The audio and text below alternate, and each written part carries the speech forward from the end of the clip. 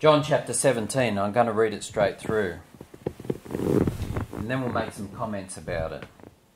And there came one of the 7 angels which had 7 vials, and talked with me, saying unto me, Come hither, I will show thee the judgment of the great whore, which sitteth upon many waters, with whom the kings of the earth have committed fornication, and the inhabitants of the earth have been made drunk with the wine of her fornication.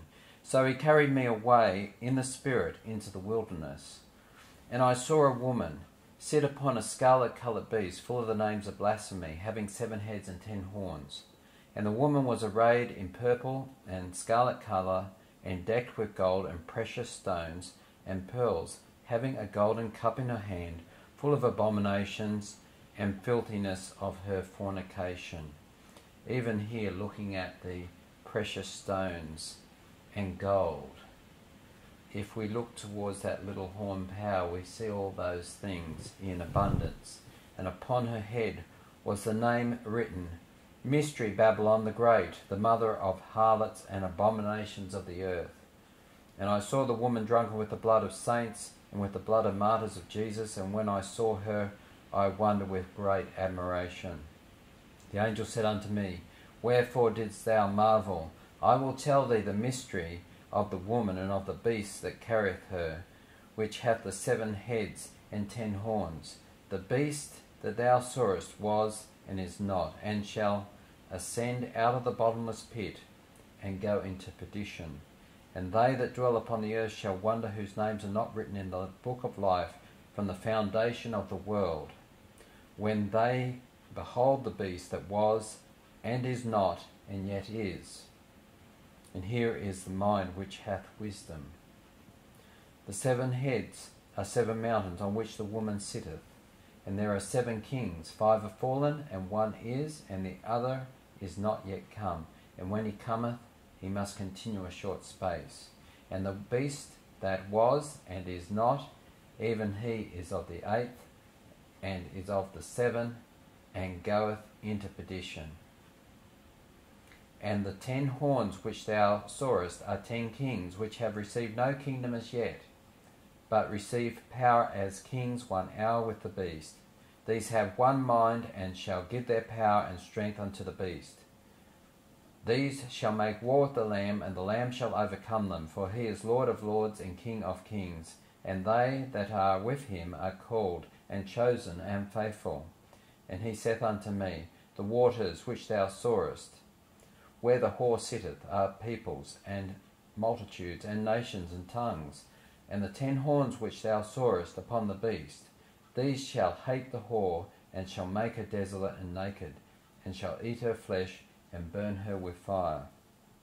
For God hath put it into their hearts to fulfill his will, and to agree, and give their kingdom unto the beast, until the words of God shall be fulfilled.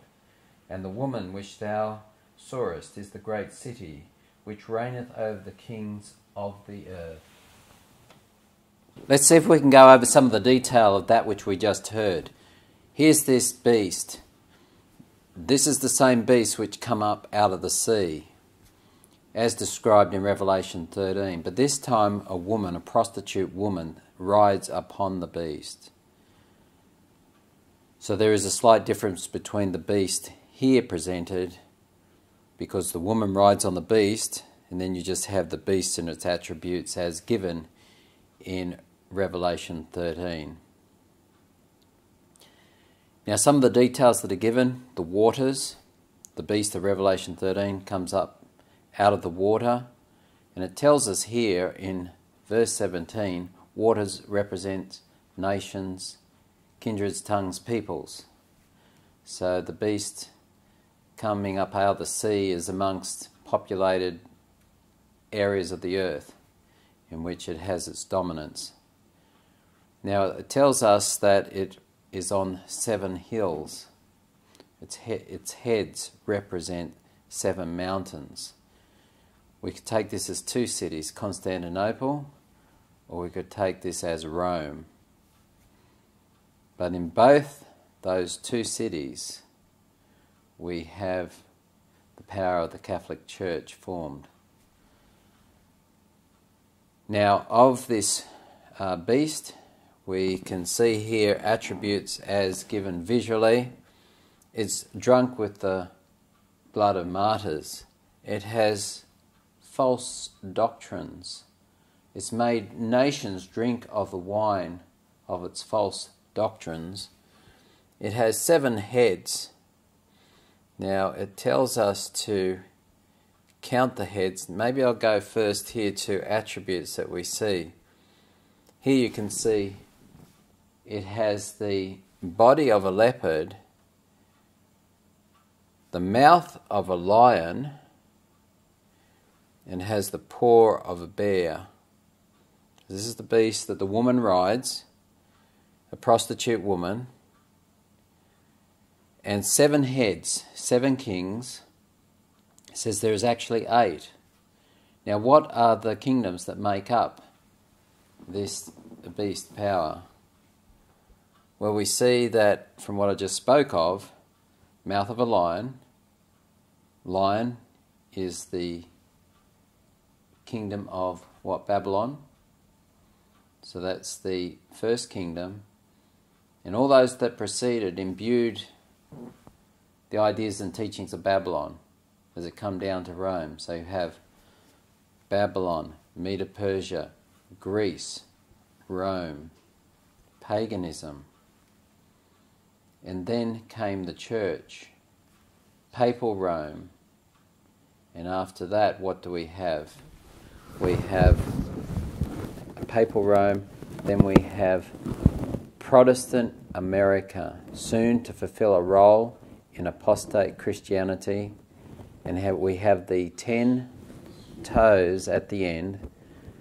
The 10 kings of Europe unite with this beast, and it says it will hate the beast and it will destroy it. But for an hour they unite with the beast. This is talking about Europe, a united Europe. And then we have also an 8, which is part of the 7, a Jesuit-led recovery of this power. The deadly wound was healed. Here then is the 8. Those kingdoms that made up this power. Now, there was the angel of the pit. Let this beast come out of the pit. And this is its chief power that wages war against God's people. Now, as I said, has said elsewhere, in the Revelation there are 3 powers, 3 beasts that come up from the bottomless pit. And the other 2 are a spin-off of this power that's spoken of. And I think it's very clear, very obvious, very simple.